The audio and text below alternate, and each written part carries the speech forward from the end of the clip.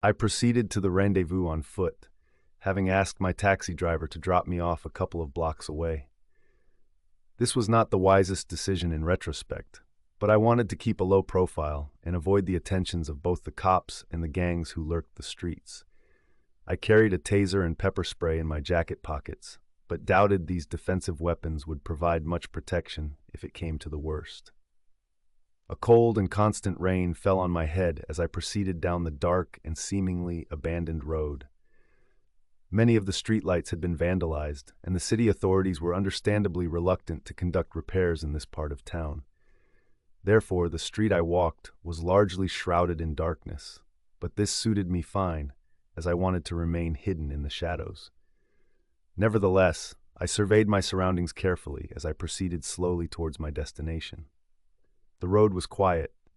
I didn't see any other pedestrians on the sidewalk or cars on the street, but this didn't mean I was alone out here. I listened out intently, only to hear the heavy patter of rain hitting asphalt and the distant barking of dogs echoing off concrete buildings. There were little in the way of commercial premises in this neighborhood. The few businesses that had once operated were mostly burnt out during the riots, their charred husks still standing as a lasting monument to anarchy and violence which had engulfed this sprawling metropolis only weeks before.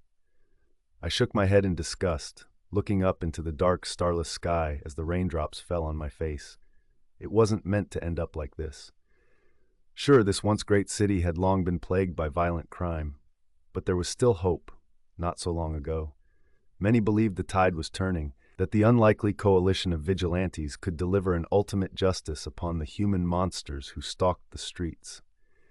But their mission had backfired badly, and now the crime fighters were wanted criminals themselves, fugitives from the law and on the run from the cops. But what had gone wrong? This was the question which interested me. There was a story to be told, and I wanted this scoop more than anything. This was why I was willing to take a considerable personal risk to attend tonight's meeting. I had a long history with the so-called Supernatural Vigilante Association, having been the first journalist to reveal their existence all those years ago. So when I received the phone call from my source, I couldn't resist the once-in-a-lifetime opportunity. I had a long history with the so-called Supernatural Vigilante Association, having been the first journalist to reveal their existence all those years ago. So, when I received the phone call from my source, I couldn't resist the once-in-a-lifetime opportunity. I continued to ponder these matters as I proceeded along the empty sidewalk. But I shouldn't have let my thoughts wander, because I didn't notice the approaching vehicle until it was too late. The squad car rounded the corner and glided slowly down the street towards me. Its siren wasn't blaring, and the blue lights were off, so I guessed this was just a routine patrol. Nevertheless, I was concerned as the police car crept alongside me until the vehicle was directly adjacent to the pavement. I slowly and nervously turned my head in time to see the single uniformed officer in the driver's seat, a gray-haired veteran with hard eyes which glared towards me suspiciously. I was frozen on the pavement, not knowing what I should do next. I did briefly consider running, but this would only make me look guilty and surely prompt a pursuit. Technically speaking, I wasn't breaking any laws, but I also didn't have any good reason for being in this part of the city so late at night. The cop might use his powers to stop, search, and question me. I could even be detained. The charges wouldn't stick, but I would miss my meeting, and surely my source wouldn't give me a second chance. And so I was understandably nervous in that moment, as everything would depend upon the police officer's next actions. I stood still as he brought his squad car to a halt and shined a torch in my face. I squinted as the light hit my eyes, temporarily blinding me. "What are you doing out here, kid?" asked the cop, his voice gruff and unfriendly. I thought for a moment before stuttering my response. "Good evening, officer. It's a hell of a night, isn't it?" I shouted, struggling to be heard over the constant rainfall. "I think I got turned around somewhere. Can you tell me where the nearest subway station is?" The cop lowered his torch, but continued to glare at me with suspicion. I felt certain he didn't buy my weak cover story. The question was whether he cared enough to intervene. A lengthy pause ensued before the cop's radio burst to life, and he received a call from dispatch. I didn't catch the details through the static and rain, but the policeman's expression suddenly changed as his attention was drawn away from me. He offered me quick-fire advice before departing, saying, "The subway's 5 blocks in that direction. I'd get there quickly if I were you. This is not a safe neighborhood after dark." With that, he put his foot down on the accelerator and sped off into the night, the squad car's sirens blaring as he rushed to respond to the call. I breathed a deep sigh of relief as I watched him go. I was soaked through to the skin, but nothing could dampen my spirits as I took my final strides towards the meeting place. The rendezvous was a seedy hotel located on a back street and away from prying eyes. The establishment's name was the Sanctuary Inn, and it was one of the few remaining businesses in this neighborhood, although the small and rundown hotel was anything but legitimate. I felt a twinge of doubt when I looked upon the glaring neon sign hanging above the reinforced steel door. I had a pretty good idea what happened inside this joint. To the best of my knowledge, its main customers were junkies shooting up and prostitutes entertaining their johns.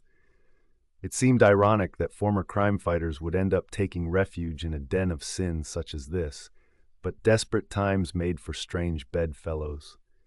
Under normal circumstances, I would never enter such an establishment, but this was where the story had brought me, and I had to follow the lead.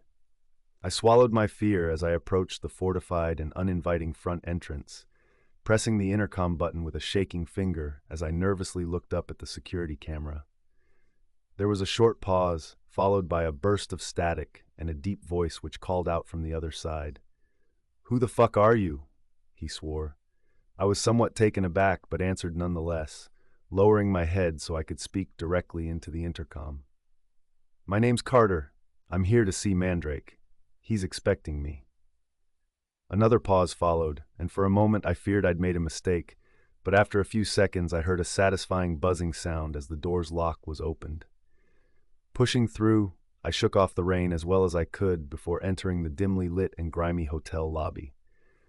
My nostrils were soon hit by the stench of mold, damp and bodily odors which I didn't want to think about. I proceeded across the suspiciously sticky floor towards the front desk, which I noted was surrounded by a security cage. I ignored the sign on the far wall listing the hourly rate for rooms and prices for miscellaneous services, instead looking to the unpleasant man who sat behind the desk, his long hair greasy and his eyes filled with malice and lust. His crusty lips curled into a crude smile as he looked me up and down with contempt. I noted how his right hand was under the desk and reckoned he was probably reaching for a gun. A television was blaring in the background, but the weasel-faced man was focused upon me, for the time being at least. "So, you're the journo?" he asked dismissively. "You don't look like much to me. Not built for this world, are you, kid? Sure you don't want to run home to your mama?" He laughed cruelly in open mockery. I was pissed off, but kept my cool, not rising to the bait as I replied through clenched teeth. "I'm here to see Mandrake. Can you take me to him?" The foul receptionist scoffed as he looked away from me and back at the TV set. "Mandrake's in room 13, on the second floor. The elevator's bust, so you'll have to take the stairs." With that said, he was done with me. I elected not to thank the man as I proceeded to the staircase under the dim lights. Walking up the stairs and along the narrow corridor on the second floor, I ignored the shouts and moans coming from the other rooms as I reached No 13 and knocked firmly on the door. "Come in. It's open," was the reply. I froze for a second since I recognized the voice all too well, even though I'd never met the man face to face. I experienced a cold chill in the second before I grasped hold of the door handle, twisting it and proceeding inside of the small and squalid hotel room. The man inside looked totally out of place in this vile establishment, and yet here he was. Mandrake sat up from the mattress, shooting me a charming smile as he offered his hand in friendship. I noted the immaculate three-piece suit he wore and the wide grin on his lips which showed off his pearly white teeth. Mandrake exerted the same charisma and confidence in real life as he had done in the many online videos he'd recorded and uploaded over the years, as he'd performed his role as the public face of the SVA. I took his hand and shook it, noting his tight grip as he pulled me in closer. In another life, Mandrake might have been a businessman or media personality, but there was another side to him which I knew all too well, as I'd spent years studying the man and reporting upon the many killings he'd ordered and coordinated. But even if I hadn't known Mandrake's history, there was something in his eyes which would have given him away. There was a darkness in those eyes, the killer's look which he couldn't fully hide, even beneath all his charm and smiles. I tried to stop myself from trembling as I reluctantly met Mandrake's gaze, but I wasn't fooling anybody, least of all my host. He knew I was afraid of him, and yet I'd come to meet this man in a place of his choosing. I experienced a sickness in the pit of my stomach upon realizing a simple fact: that Mandrake could kill me right here in this seedy hotel room, perhaps to take revenge for all the negative articles I'd published over the years which had damaged the SVA's reputation. I had to trust that he was genuine about wanting to tell his story, and I was his means of doing so. "Mr. Carter," he said amicably whilst maintaining a tight hold of my hand, "what a pleasure to meet you at long last. Please grab a seat and take off your wet coat. May I offer you a drink?" "No, thank you," I answered nervously before taking the chair closest to the bedroom door. Mandrake nodded knowingly as he sat back down upon the mattress facing me. "I apologize about the venue. Regrettably, this is what we've been reduced to as we try to keep one step ahead of the authorities. I'm sure you met Eddie on the front desk?" "Yes," I replied hesitantly. "He is certainly a colorful character." "He's scum," Mandrake answered through clenched teeth. "Vermin, a pimp and a dealer, the type of which we would have gladly dispatched in years past. But Eddie knows which side his bread is buttered, and we can count on his cooperation and discretion during our brief stay." I looked him in the eye uncertainly before replying. "That's good. Now, Mr. Mandrake, as you know, I've taken a considerable risk in coming here today, but I'm eager to hear your side of the story." I'd practiced those words repeatedly in preparation for this meeting, and I tried to exert confidence in my voice, even though I was frightened by the perilous situation. "You told me over the phone that you've got someone for me to meet," I continued, "a former SVA member who wants to give their side of events." Mandrake nodded his head and smiled faintly before replying. "You are indeed eager, Mr. Carter, always keen to pursue the story. I admire this about you, even though your reporting has often damaged our organization's standing." He cast me a hard glare which made my blood turn to ice. "But don't worry, my friend," Mandrake continued. "This is all water under the bridge. I do indeed have someone important for you to meet tonight. In fact, she's waiting in the next room." He nodded towards the inner doorway which connected rooms 13 and 14. "But first, I want to speak with you one-to-one, Mr. Carter, to provide you with a brief history of our organization so you can better understand where we came from and how we got here." I resisted the urge to roll my eyes. I knew what was coming: a propaganda speech from the representative of a designated terrorist group. I'd heard this many times before, but felt like I needed to humor Mandrake to keep his good faith. "We have all witnessed the failure of our justice system," he began. "We know the endless victims who have been let down, while perpetrators walk free or are handed out pathetic sentences. I and a few others decided enough was enough. We identified a number of special individuals with powers beyond conventional understanding. Many of these candidates had been victims themselves, but they lacked the capability and resources to retaliate against those who'd wronged them. That's where the plan for the Supernatural Vigilante Association came in. Our plan was to utilize the powers of these extraordinary individuals to target the right people, the truly evil motherfuckers who deserve to be put down. But you need to understand, Mr. Carter, we didn't go into this blind. We knew the risks of taking the law into our own hands. Who polices the police, right? Our intention was," I interjected at this point. It wasn't wise to interrupt Mandrake in mid-flow, but I lost my temper upon hearing this all too familiar justification. "With respect, Mr. Mandrake, none of this is new information. I have reported extensively on the origins and formation of the SVA. The public know all too well how this started and how it ended. What they want to know is what went wrong and how you arrived at this dark place." I regretted the words as soon as I'd spoken them. I saw the anger in Mandrake's eyes, the resentment and rage which boiled just below the surface. He glared at me with murder in his eyes, and I felt my body stiffen. I started to reach for the taser in my inside pocket, but didn't think it would do me much good. I felt certain that violence would ensue, but thankfully Mandrake pulled himself back from the brink, exhaling deeply before the smile returned to his lips, and he answered calmly. "Of course, you are quite correct, Mr. Carter. Our time is limited, and we must press on.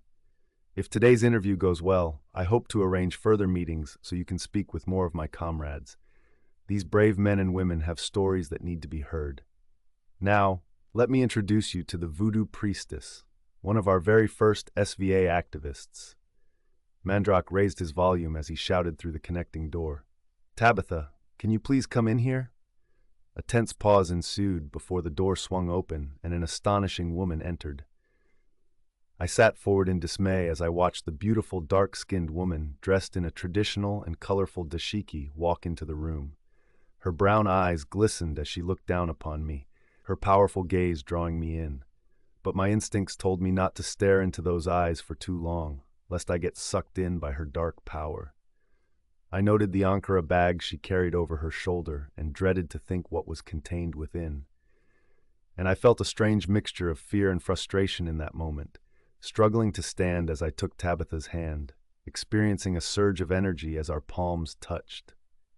"It is a pleasure to meet you, Mr. Carter. I have read all of your articles. Your work is illuminating, if not always accurate." I stared into her deep brown eyes, and my knees felt weak, like I was a nervous teenager talking to a pretty girl for the first time. "Well," I muttered nervously, "that's why I'm here, to get your perspective." Tabitha smiled sweetly, although I noticed a menacing glint in her eye which made me feel uncomfortable. Nevertheless, I took my seat whilst Tabitha sat on the hard mattress opposite me. "I'll leave you both to it," said Mandrake, as he made for the door. He turned his head briefly before exiting, looking to his female comrade before saying, "Shout if you need me, Tabitha." His comment struck me as odd. I was certainly no threat to Tabitha, quite the opposite in fact. But a moment later he left the room and shut the door behind him, leaving the two of us to speak in private. Once Mandrake was gone, Tabitha looked me straight in the eye, and once again I felt myself slipping into a dark abyss. That was until I forced myself to look away. "I want you to know something," she said firmly. "I'm not just another freak of nature who inherited a supernatural power beyond their understanding. My power was taught, passed down through multiple generations through the female line. Ours is an ancient tradition, a religion charting its origins back to Africa, through Haiti, and finally here, to the city shrouded in darkness." She sighed deeply and lowered her head before continuing in a softer tone. "But I'm not here to provide a history of my people or of voodooism. We did not start as vigilantes, although the priestesses who joined the SVA had their reasons. They call us witches. They think we're devil worshippers. Everyone knows what happened, about what we've done, but I need you to understand why." "That's what I want to know," I answered nervously, still not daring to look the woman in the eye. She exhaled deeply before speaking again. "For me, it began with my parents. My mother was a powerful priestess capable of great things. But she had a fatal weakness, her husband, my father. He was a brute who beat her constantly. Father was a large man and he could hit hard, but mother had the power to bring him to heel. She could have ended him with a mere click of her fingers, but she wouldn't. She loved him, you see. Mother kept telling herself that he'd change, that the latest beating would be the last. She kept believing that lie until he put her in the grave." Tabitha looked up, a fiery defiance entering her voice as she delivered her next line. "I could do nothing as a child, but as my powers grew, I vowed I would never let this happen again." "So that's how it started for you?" I asked curiously. "To seek justice for your mother?" "In a sense," she confirmed. "I wanted to stop abusers from getting away with their hideous crimes, to make them feel the pain and suffering they inflicted upon others. But before I unleashed justice upon the unrighteous, I needed a test run. As it happened, there was a suitable candidate in my own apartment building, not even half a mile from where we now sit." I raised an eyebrow. chilled by where this account was going, but also intrigued. I thought back on all the SVA-related murders I'd reported on, but couldn't recall one linked to Tabitha. I sat back in silence whilst patiently waiting for her to continue. They were my neighbors who lived on the same floor. The woman was called Tracy, and the man was Kyle. They kept themselves to themselves at first, and seemed like a nice and happy couple to the untrained eye. But I'd grown up in an abusive household and knew the signs to look for. I noticed how Tracy wore extra clothes to cover up her bruises, how she always seemed nervous when I saw them together in the elevator. And I recognized the look in his eyes, the unjustified hatred and barely concealed rage. I knew a killer when I saw one and realized it would only be a matter of time before he ended his girlfriend's life. She paused, swallowing deeply in an attempt to control her emotions. The police would do nothing. There were no witnesses and no real evidence. I knew I'd need to take it into my own hands. Now, you've seen all the depictions of voodoo in the movies, pricking pins into dolls and all that bullshit. We don't do that, but there are methods, dark magic we can use to punish our enemies. It took me a while to make the necessary preparations and to gather the material I needed for the ritual. I won't betray the secrets of my craft. You understand that I still owe loyalty to the spiritual movement which trained me. Suffice to say, I obtained personal items relating to my target, a strand of hair, a treasured heirloom. I have my means, and I'm patient. When all was in place, I conducted the ritual and evoked a dark spirit to set upon my target. Now, I didn't set out to kill Kyle. I wasn't ready to use such extreme measures at that time. Perhaps I was weak, I don't know. She hesitated again as a sadness became evident in her dark brown eyes. I felt obligated to reach forward and touch her hand, shooting Tabitha a sympathetic smile as I prompted her to go on. "What happened?" I asked. "I thought I could weaken him," she said softly. "My plan was to break his spirit, to make him sick and weak so he couldn't hurt her anymore." "But it didn't work?" I asked, whilst withdrawing my hand and looking her straight in the eye. "Oh, the spell worked fine," Tabitha replied defensively. "I know for a fact that he was bedridden and in agony. Tracy told me as much when I saw her." She sighed aloud. "I guess I should have seen it coming. It's the same pattern playing over again, with my mother, with Tracy. Kyle getting sick didn't set her free. It bound her to him. I thought she'd use the opportunity to escape from the abusive relationship. But I guess Kyle had her firmly under his control, because Tracy stayed by his side and wanted to nurse her abuser through his illness." "Jesus," I swore in shock. "Yeah, tell me about it," she replied. "What did you do then?" I pressed. Tabitha shook her head, and I could tell she was trying to hold back the tears. "The sickness spell wore off, and of course he started hurting her again. I knew there was only one way to end the cycle," she explained emotionally. "I realized that I had to kill him. It was within my power to do so, but I hesitated. Perhaps murder comes naturally to some, but not to me. All was ready on that night, and I truly believe I would have gone through with it. I was prepared to speak the words and summon the darkest of spirits from the underworld, but I waited too long." We were briefly distracted by a noise from the next room. I swore I heard Mandrake's voice, and he sounded agitated. This was worrying, but I chose to ignore the potential danger, because I needed to hear the conclusion of Tabitha's story. Just before midnight, I heard raised voices and crashing sounds coming from Tracy's apartment. Tabitha explained. I knew what this meant, and so I leapt up onto my feet, running out into the corridor and banging on their front door. I heard Tracy's screams from inside the apartment and knew there was no time. So I used my bag of tricks to force open the door before I burst inside, but it was already too late. Tracy was on the floor in a pool of her own blood, a dozen stab wounds punctuating her torso as she slowly choked to death, and the life force drained from her frightened and pained eyes. And Kyle stood over her, a manic look in his eyes and the bloody knife in his hand. He glared at me with a murderous glint and snarled through curled lips. He called me a bitch and claimed I'd turned his girlfriend against him. Kyle was going to make me pay. With that, he charged towards me with the knife in hand. I cried out and tried to flee, but Kyle was on me in a second, knocking me to the ground and pinning me down. The monster was on top of me, his eyes bulging and spittle flying from his mouth as he tried to bring the blade down and plunge it into my chest. I expended all of my physical strength to prevent him from doing so, but my mind was in another place. I spoke the words and used my true power, evoking the darkest of spirits from the other side to claim his wicked soul. Kyle suddenly stopped his attack, dropping the knife and climbing off me, his eyes now filled with unadulterated fear as his face turned a ghostly pale. I spotted it before he did, the dark shadow which appeared as if from nowhere, taking the shape of a man as it glided across the apartment floor. Kyle turned around slowly, screaming in sheer terror as he saw the demon approach. I'd never seen one of these dark spirits in action before, and I must admit it was horrifying. What monster had I brought into this world? I wondered in that moment, but there was nothing I could do to stop it. I remained frozen on the floor, watching on in terrified awe as the demon consumed the screaming Kyle in its dark form, crushing him and sucking his soul from his physical body. The deal was done, and Kyle was dragged to hell, leaving his lifeless corpse to collapse to the ground. My God, I exclaimed upon hearing the end of Tabitha's tragic tale. I heard nothing about this killing. It wasn't claimed as a SVA operation, was it? No, Tabitha said with a faint smile. She looked towards the connecting door, and I noticed how Mandrake's voice had increased in volume, as it seemed he was shouting down the phone in the next room.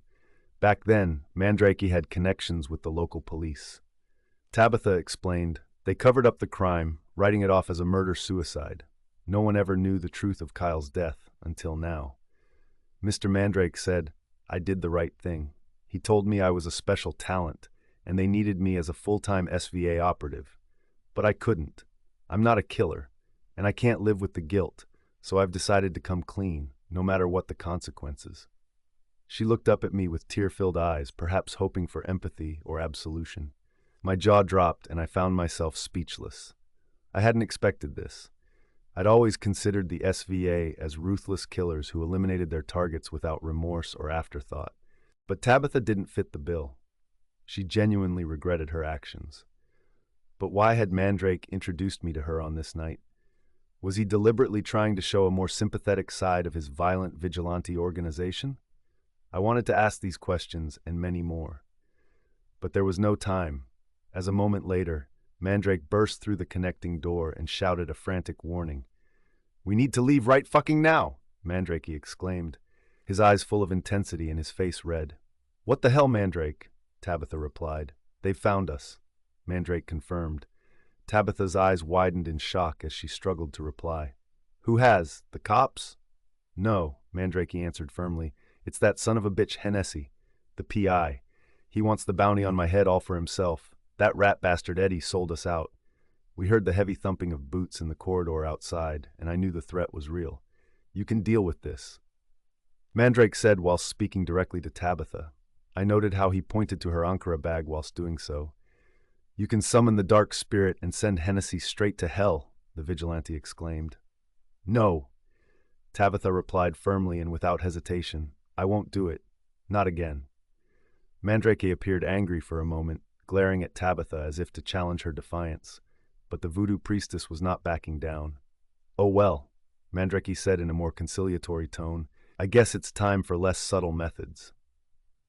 Next, he got down on his knees and retrieved a weapon previously hidden under the bed, which I instantly recognized as a pump-action shotgun. He worked the gun and loaded a shell into the chamber before turning to us both and giving a firm order. "We're going out. Stay behind me." We both obeyed as Mandrake opened the bedroom door, and the three of us tumbled out into the corridor. I glanced into the darkness and saw two men charging towards us, their faces illuminated by the dim strip lights. The first man I recognized as Eddie, the greasy hotel receptionist turned traitor.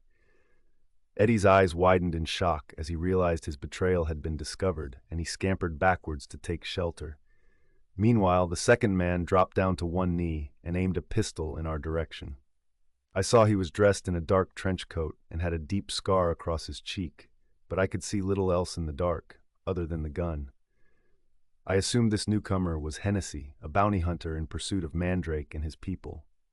"Give it up, Mandrake," Hennessy shouted in a gruff voice. "It's all over for you."